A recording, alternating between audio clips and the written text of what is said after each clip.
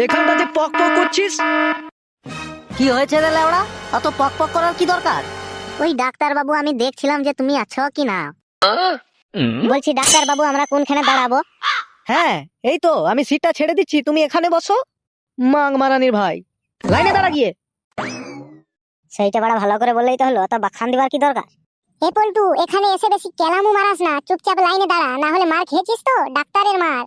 হ্যাঁ হ্যাঁ, চল লাইনেই দাঁড়াই গে।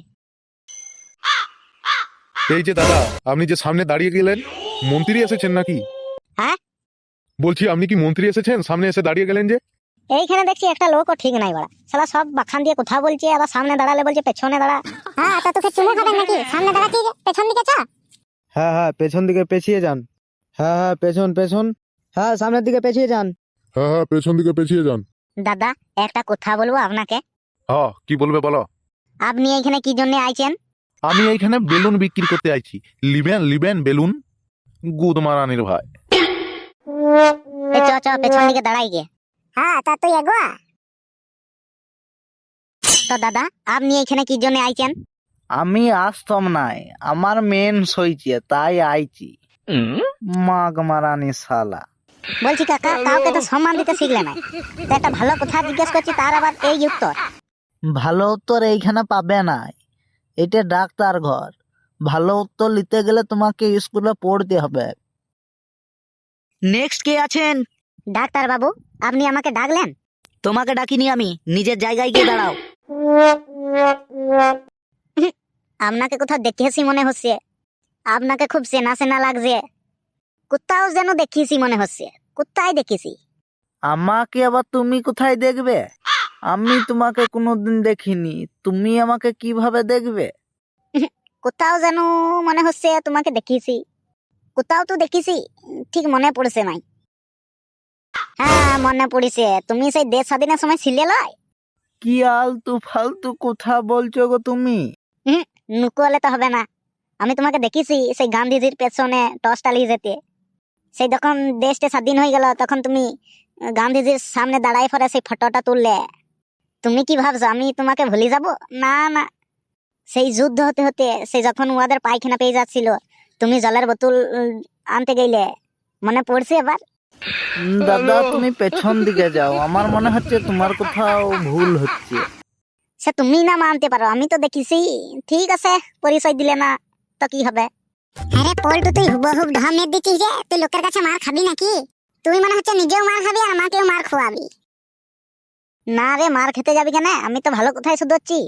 হ্যাঁ, তো ওগুলো তোর ভালো কথা। ও দেশ স্বাধীন করতে গেল, তুই দেখেছিস? হ্যাঁ রে ভাই, আমি দেখেছি, নাইলে আমি বলবো কেন মিথ্যে মিথি? চ চ, তোকে পারা যাবে না, পেছন দিকে পেছ। কি রে ভাই, ভালো আছি? তুই সেই মোড়ে জাঙ্গিয়া বিক্রি করতিস নি? উল্টো পাল্টা কথা বলবে না বলে দিচ্ছি।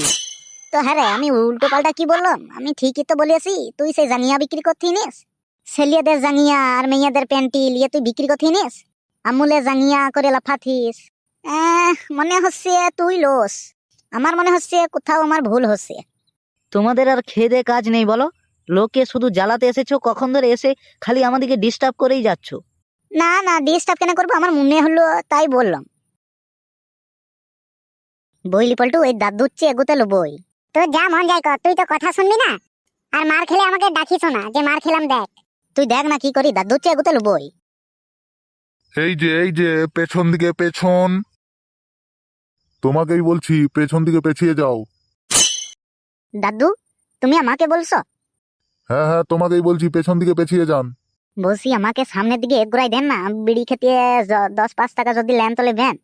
আমি বিড়ি টিড়ি খাই না। তো আপনি কি খান, গাঞ্জা? তাইলে গাঞ্জা খেতেই 50-60 টাকা লেবেন। আমার কিছু চাই না, আপনি পেছন দিকে পেছন। দাদু, তুমি এই লাতির বয়সী ছেলেটাকে এমনি করবে?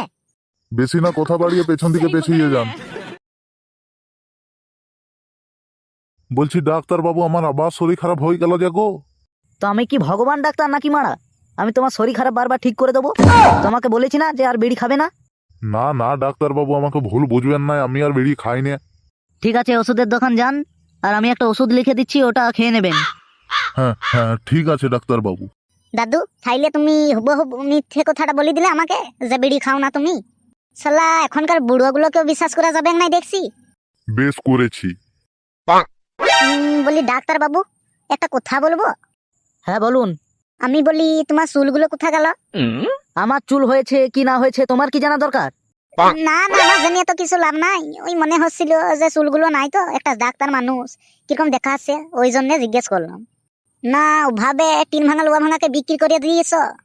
পল্টু ভাই তুই চুপচাপ থাক, আমাকে মারটা খাওয়া নে ভাই, চুপচাপ থাক ভাই। আমি ডাক্তারটা দেখাইলি, তারপরে তুই ঘরে গিয়ে আমাকে দরকার হলে একবার পেছনটা ঘুরে নেবো, তুই মেরে নিবি। তবুও ডাক্তারের কাছে তুই আমাকে মার খাওয়াস নি। হ্যাঁ হ্যাঁ দাঁড়া আর একটু দি।